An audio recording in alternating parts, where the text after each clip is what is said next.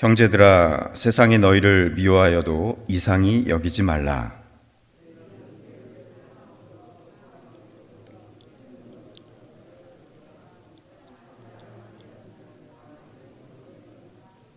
그 형제를 미워하는 자마다 살인하는 자니 살인하는 자마다 영생이 그 속에 거하지 아니하는 것을 너희가 아는 바라.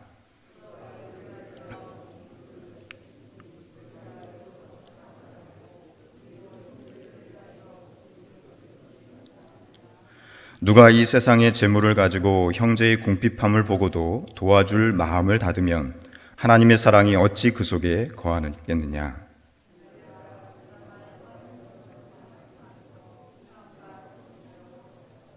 이로써 우리가 진리에 속한 줄을 알고 또 우리 마음을 주 앞에서 굳세게 하리니,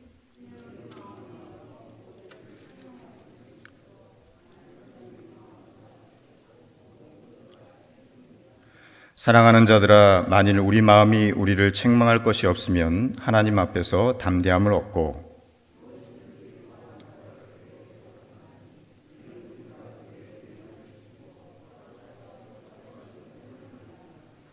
그의 계명은 이것이니 곧 그 아들 예수 그리스도의 이름을 믿고 그가 우리에게 주신 계명대로 서로 사랑할 것이니라. 그의 계명을 지키는 자는 주 안에 거하고 주는 그의 안에 거하시나니 우리에게 주신 성령으로 말미암아 그가 우리 안에 거하시는 줄을 우리가 아느니라. 아멘. 요한일서를 계속 묵상하고 있습니다. 오늘 아침에는 성도의 아름다운 교제라는 제목을 통해서 함께 은혜 나누고 기도하기 원합니다.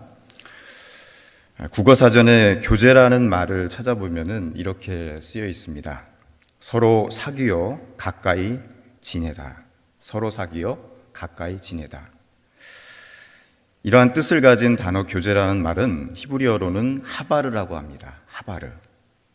그리고 이 말의 의미는 두 개 혹은 그 이상의 물건들을 결합하다. 또 합치하다는 표현을 할 때 사용하는 단어입니다.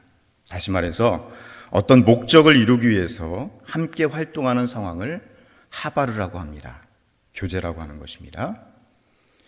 그러므로 교제라는 말은 서로가 연합되어서 함께 살아가는 모습을 가리키는 말입니다. 성경은 성도들 간에 이러한 의미의 교제를 가르치고 있습니다. 여러분들도 하바르의 교제를 하실 수 있기를 바랍니다.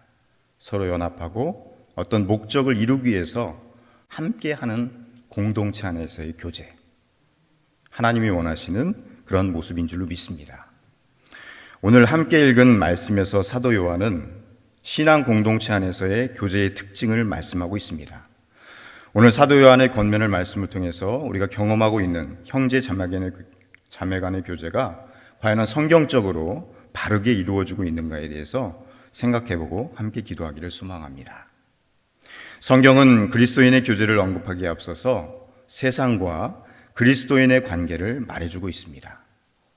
그것은 마치 우리로 하여금 이 세상을 살아가는 데는 너희들끼리 사랑하지 않으면 가장 이 세상에서 외로운 자라는 말처럼 보여지기도 합니다.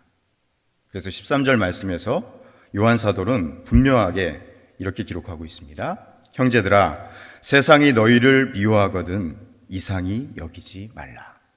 다시 말해서 그리스도인은 세상과 서로 다른 가치관을 가지고 사는 사람들이라는 말이기도 한 것입니다. 이 권면을 다른 말로 바꾸어 본다면 반대되는 표현으로 쓸 수가 있습니다. 형제들아, 세상이 너희를 사랑하고 환대한다면 이상히 여겨라. 이런 의미도 됩니다. 여러분은 어떻습니까? 세상이 여러분을 선호합니까? 아니면은 여러분이 세상과 교제하지 못하는 어설픈 모습 때문에 미워하는 존재입니까? 만약 이 세상이 요구하는 불신앙적인 가치관 때문에 세상과 교제를 나누지 못해서 여러분이 미움을 받고 있다면 오늘 본문을 말씀을 통해서 위로받으시기 바랍니다. 성경은 세상이 너희를 미워하는 것에 대해서 이상히 여기지 말라고 가르치고 있습니다. 다시 말해서 이 세상이 우리를 미워하는 것이 당연하다는 말입니다. 우리가 그리스도 안에서 올바로 살고자 할 때, 세상은 우리를 미워하는 것이 당연하다는 말씀입니다. 여러분이 신앙을 가지고 살아가는 것이 너무나도 불편하고 또 그런 느낌을 받은 경험이 있으실 것입니다. 그렇다면 여러분은 하나님의 자녀라는 경험을 가지고 있는 삶을 살고 있다고 보시면 됩니다. 그런데 많은 그리스도인들은 세상과의 관계가 원만하지 않다는 이유로 신앙인의 자부심과 기쁨을 잃어버리고 오히려 내가 믿음을 가지고 있다는 것을 짐스럽게 살아가고 있는 것이 우리의 모습이 아닌가 합니다. 오히려 우리가 세상 사람들과 생활하면서 아무런 갈등이나 불편함을 경험하지 못한다면 하나님의 자녀로서 문제가 있다고 봐야 할 것입니다. 왜 그럴까요? 왜냐하면 그것은 불신자들과 적당히 타협하면서 어울리고 있다는 말이기 때문입니다. 여러분, 만약 이 세상이 나를 사랑하고 내 편이 되어줄 것이라는 기대를 갖는다면 그 자체가 하나의 불행이 될 것입니다. 여러분, 그렇다면 우리는 어떻게 세상을 살아가야 할까요? 성경은 결코 하나님을 믿는 하나님의 자녀들이 이 세상을 살아가면서 외롭거나 불행하지 않을 것을, 그렇게 살아가서는 안 된다고 말하고 있습니다. 그리고 그 이유는 바로 서로 믿는 형제와 자매가 있기 때문이라고 말씀합니다. 여러분, 우리가 신앙생활할 때 나는 혼자다, 내 주위에는 아무도 없어, 그런 생각이 들 때가 있습니다. 그것은 잘못된 것이라는 것입니다. 성경 말씀을 통해서 우리가 살아가야 하는 방법에 대해서 생각해 볼 때 성경은 우리에게 어떠한 상황에서도 형제가 미워해서는 안 된다고 그렇게 가르치고 있습니다. 이 말씀을 조금 더 음미해 보면은 우리는 서로를 미워할 수 있는 상황이 있을 수 있다는 말이기도 합니다. 그래도 결코 형제를 미워해서는 안 된다고 말합니다. 목사님, 아무리 노력해도 안 되는 얘기입니다. 미워하는 사람이 있는데 사랑할 수가 없습니다. 그럴 때 어떻게 하면 됩니까? 여러분, 미워하면 무조건 그 사람을 위해서 기도해야 됩니다. 그러면 성령께서 우리 마음 가운데 역사하십니다. 미워하는 마음이 긍휼히 여기는 마음으로 바뀌고, 또 더 나아가서 그 긍휼히 여기는 마음이 사랑하는 마음으로 하나님께서 바꿔주실 줄을 믿습니다. 여기에 대해서 성경은 본문 15절에서 이렇게 말씀하고 있습니다. 그 형제를 미워하는 자마다 살인하는 자니 살인하는 자마다 영생이 그 속에 거하지 아니하는 것을 너희가 아는 바라. 성경은 형제를 미워하는 자는 영생이 없다고 분명하게 말하고 있는 것입니다.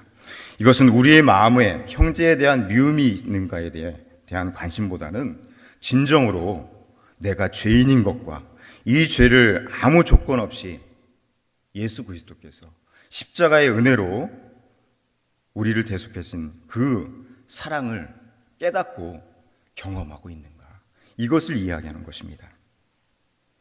그래서 십자가의 은혜를, 그 대속의 은혜를 경험한 사람들은 결코 미워하는 마음이 있을 수 없다, 이것을 성경은 이야기하고 있는 것입니다. 우리가 복음을 가졌는데 어떻게 형제를 미워할 수 있습니까? 이런 내용입니다. 성경은 복음을 가진 자에게는 그러한 삶은 불가능하다고 말하고 있는 것이죠. 16절 말씀입니다. 그가 우리를 위하여 목숨을 버렸으니 우리가 이로써 사랑을 알고 우리도 형제를 위하여 목숨을 버리는 것이 마땅하니라. 요한사도는 16절 말씀을 통해서 분명하게 그리스도인의 삶의 근거를 제시하고 있는 것입니다. 왜 우리가 살아가는가? 그 삶의 근거는 사랑하기 위해서. 복음성가 중에 당신은 사랑받기 위해 태어난 사람이다, 그런 복음성가가 있죠. 그러나 조금 더 성숙된 그리스도인들은 당신은 사랑하기 위해 태어난 사람입니다. 나는 사랑받는 존재보다는 사랑하기 위해서, 누군가를 사랑하기 위해서 태어난 존재라고 믿음으로 고백할 수 있는, 또 그런 존재라는 사실을 우리가 믿고 하나님 앞에 나아갈 수 있는 그런 모습이 우리에게 필요할 줄로 믿습니다. 더불어 성경은 신앙 공동체 안에서 믿음의 형제 간의 생활에 적극적인 사랑의 교제가 이루어져야만 한다고 말씀합니다. 17절의 말씀입니다. 누가 이 세상 재물을 가지고 형제의 궁핍함을 보고도 도와줄 마음을 막으면 하나님의 사랑이 어찌 그 속에 거할까 보냐. 아무도 세상이 우리를 미워하는 것보다 견디기 어려운 외로움이 있다면 하나님의 자녀끼리 서로 돕지 않고 사는 그러한 생활의 냉정함이 있을 것이라고 말씀하고 있는 것입니다. 우리는 서로를 돕고 사는 것이 옳다는 것을 모두 알고 있습니다. 그러나 실제로는 돕는 사람들은 그렇게 많지는 않습니다. 그 이유를 성경은 도와줄 마음을 내 스스로가 막고 있기 때문이라고 그렇게 가르칩니다. 나에게 문제가 있다는 것이죠. 그렇습니다. 우리가 신앙의 공동체 안에서 주님의 몸된 교회 안에서 형제가 형제를 돕지 않는다면 그것만큼 외롭고 비참한 상황은 없는 것입니다. 여러분, 우리가 이 세상에서 어려움을 당할 때 형제의 굶주림을 외면한다면 결코 그리스도의 사랑을 우리는 경험할 수 없는 것입니다. 사도 요한은 이렇게 교회를 향해서 말합니다. 18절 말씀입니다. 자녀들아, 우리가 말과 혀로만 사랑하지 말고 오직 행함과 진실함으로 하자. 아멘. 그렇습니다. 신앙의 공동체 안에서 형제의 사랑이 경험되는 것은 똑같은 경제적 조건에서 이루어지는 것이 아닙니다. 서로가 다른 조건을 가지고 있을 때 조금 더 있는 자가 조금 더 부족한 자의 삶을 돌아보는 데서 사랑이 경험될 수 있다는 것입니다. 사랑하는 성도 여러분, 사랑은 말로 되는 것이 아니라 그 말에 책임을 질 때 경험되는 것입니다. 주님의 몸된 신앙의 공동체인 우리 양일교회 안에서 이러한 그리스도의 풍성한 사랑으로 서로 행함과 진실함이 있는 그런 아름다운 사랑의 교제가 있어 주시기를 주님의 이름으로 축원합니다. 이를 위해서 기도하시고 정말 온 우리 양일교회 모든 성도들이 주님의 풍성한 은혜 가운데 서로 교제하면서 서로 나누는 그런 삶을 살아가실 수 있도록 기도하실 수 있기를 바랍니다. 여러분, 예수님도 마태복음 6장 21절에서 내 보물이 있는 곳에 내 마음도 있느니라 말씀하셨습니다. 내 물질이 있는 곳에 네 마음이 있다는 것이죠. 우리는 아니라고 말할지 모르지만은 성경은 분명히 그렇게 말씀하고 있습니다. 여러분이 진정 누군가를 사랑한다면은 그 사랑하는 사람을 위해서 여러분의 물질을 아낌없이 나누는 그런 마음이 있을 것입니다. 사랑이 경험되는 수단은 현실적인 필요라는 것을 우리는 결코 부인할 수 없습니다. 우리 교회가 진정으로 사랑이 경험되는 초대교회처럼 그런 교회가 되기를 원한다면은 그저 피상적이고 개념적인 그러한 사랑의 교제에서 조금 더 우리가 나아가서 구체적이고 현실적으로 경험될 수 있는 사랑의 표현이 나타나야 되는 것입니다. 그리고 그러한 경험 속에서 우리는 서로가 얼마나 사랑하고 있는가를 개인적으로 누릴 수 있고 또 감사할 수 있는 것입니다. 자신을 합리화시키고 있는 그 이기적인 마음에서 이제는 십자가의 사랑으로 자신을 맡기시는 복된 삶을 살아가실 수 있는 저와 여러분들 되길 소원합니다. 오늘 말씀에서 사도 요한은 이렇게 결론을 내립니다. 24절 말씀입니다. 그의 계명들을 지키는 자는 주 안에 거하고 주는 저 안에 거하시나니 우리에게 주신 성령으로 말미암아 그가 우리 안에 거하시는 줄을 우리가 아느니라. 하나님은 형제의 사랑이 경험되는 시작을 경제적인 돌봄에 두고 있다는 사실을 우리는 잊지 말아야 할 것입니다. 저와 여러분 모두가 주님 안에서 한 형제와 자매라는 사실을 기억하면서 오늘 하루의 삶 가운데 행함과 진실함으로 사랑으로 교제하는 축복의 그런 삶을 사시기를 주님의 이름으로 축원합니다. 기도하겠습니다. 하나님, 아름다운 공동체를 우리에게 주시고 주님의 몸된 교회를 통해서 서로 사랑하며 교제의 축복을 허락하심을 주님 감사합니다. 늘 우리 마음 가운데 내가 가진 것들을 서로 나누며 형제에 대한 사랑이 예수 그리스도에 대한 십자가의 사랑으로 하나님 이어져서 정말 그 사랑을 통하여서 풍성한 사랑이 경험되어지는 은혜의 삶을 살아갈 수 있는 우리 하나님께 모든 지체들 될 수 있도록 주께서 은혜를 덧입혀 주시기 원합니다. 하나님, 우리가 교회의 이름으로 어려운 교회를 돕고 또 불쌍한 사람들을 돕고 그러한 일들을 행하고 있습니다. 그것은 십자가의 사랑으로 우리와 함께 하신 그 하나님의 사랑, 주님의 사랑이 있었기에 가능한 줄로 믿습니다. 늘 우리 하나님께 모든 성도들이 그런 마음을 품고 서로 교제하며 또 우리가 주어진 삶을 충실히 살아갈 수 있는 믿음의 사람들 될 수 있도록 주께서 은혜를 덧입혀 주시기 원합니다. 하나님, 이 어렵고 힘든 시기에 정말로 그리스도 안에서 아름다운 교제를 통해서 능히 이겨나갈 수 있는 신앙의 공동체, 우리의 믿음의 삶이 될 수 있도록 주께서 인도하여 주시옵소서. 하나님, 어렵고 힘든 시기지만은 이제 여름 행사들이 될 예정입니다. 하나님, 오늘부터 시작되는 여름 성경학교, 유아부, 유치부가 시작되는데 주님께서 함께 해주셔서 비록 대면으로 함께 모여서 예배하고 또 말씀을 가르치지 못하지만은 영상을 통해서 또 하나가 될 수 있는 은혜를 허락하여 주시고 이번 기회를 통해서 미흡하지만은 우리 어린 심령들이 또 학생들이 우리 청년들이 주님을 뜨겁게 만나고 그 입술을 통해서 하나님은 살아계시다, 주는 그리스도시다 믿음으로 다시 한번 고백하고 하나님을 뜨겁게 경험하고 만날 수 있는 은혜의 시간 될 수 있도록 주께서 인도하여 주시옵소서.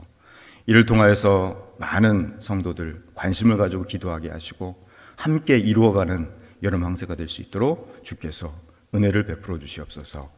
예수님의 이름으로 간절히 기도합니다. 아멘.